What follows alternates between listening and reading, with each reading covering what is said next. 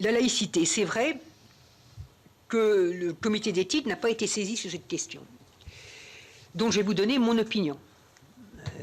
Opinion que je porte dans l'ensemble des débats auxquels j'ai l'occasion de participer avec le mouvement sportif en ce moment. Et je partage le point de vue exprimé par Madame la Ministre il y a de cela quelques temps, quelques mois. Nous devons mener ce combat pour le respect de la laïcité dans la pratique sportive.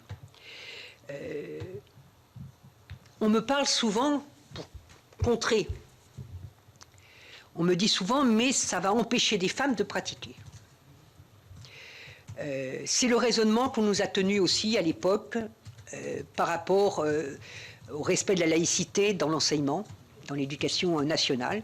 Et on a vu qu'en fait, la laïcité s'appliquait et que, voilà, que les jeunes filles, et pour certaines jeunes filles, c'est même un espace de liberté de pouvoir être dans le lycée comme elles souhaitent être. Donc je pense qu'il faut tenir sur cette question de la laïcité. Et souvent, quand je discute de ce sujet, je prends l'exemple de nos sœurs afghanes. On leur a d'abord expliqué qu'il fallait cacher leur corps pour pratiquer, puis on leur a ensuite expliqué qu'il fallait pratiquer sans regard extérieur, puis ensuite on leur a expliqué qu'il ne fallait plus pratiquer. Voilà. Et je regrette vraiment l'attitude du président de la FIFA lors de la Coupe du Monde féminine de foot, où une seule compétitrice, une seule, avait estimé devoir participer à la compétition avec une tenue marquée par un fait religieux. Bien, le président de la FIFA a été la féliciter devant les caméras au nom de la liberté des femmes. Je l'aurai en face de moi, je lui dirai ce que je pense de cette démarche.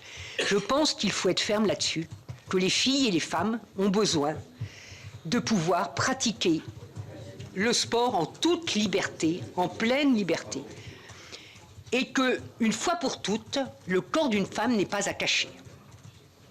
Voilà. Après, tous des gymnastes, à juste titre, estiment que le costume sportif exigé en gymnastique pourrait être modifié. Elles ont raison. Si elles estiment que parfois elles sont trop dénudées, bon, mais ça c'est leur droit en tant que femme, voilà. Mais affirmons ce droit à la pleine liberté des femmes, voilà, de se servir de leur corps dans l'espace public et de montrer leur corps dans l'espace public. Ça doit être, je pense, notre base de réflexion. Et je mènerai ce combat, même si parfois c'est pas toujours simple, mais il faut le mener et il faut tenir par rapport à cela.